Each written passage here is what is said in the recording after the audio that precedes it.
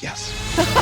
Dr. Mindy in the house. All right. I appreciate that. The carnivore diet. Because of what we eat. Honestly, you've really touched my heart. And so what happened at 2 a.m. when my blood sugar spikes? Is that truly the liver dumping? Is that what's, and if, does it mean I had too much excess sugar and the liver stored it there and it decided to dump, or is there something bigger going on there? Yeah, it's most likely the liver dumping, and it could be for one or two reasons. It tells me more information that you saw it worse after the holidays and then it kind of was lower. So that definitely tells me that we probably oversaturated the system. If it was lower if you had well-managed glucose values while eating holiday foods, that's a good sign that you're relatively insulin sensitive. So you were able to handle those foods.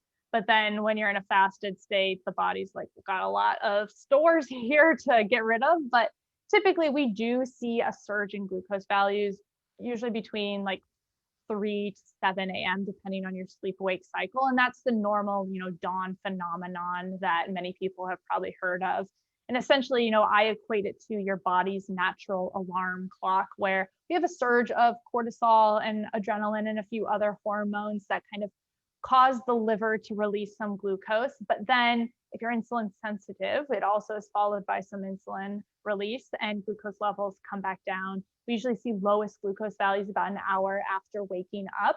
If they don't come back down after waking up and moving around, then it's a little bit of a red flag for maybe some potential insulin resistance. Your body's not responding to that counter-regulatory process.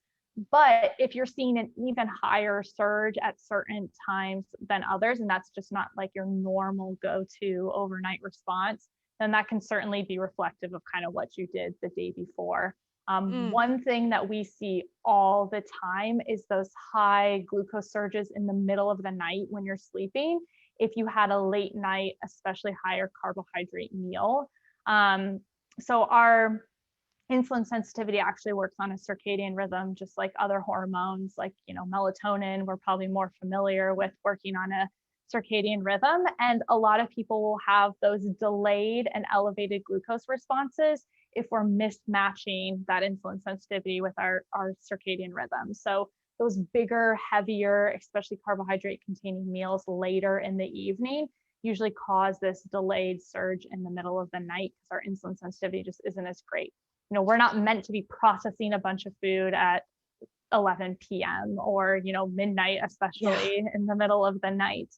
So if we're seeing that big surge, one of the first things we'll do is look at what time they ate the day before and try to bump that a little earlier. A good rule of thumb is to try not to eat at least 3 hours before bed.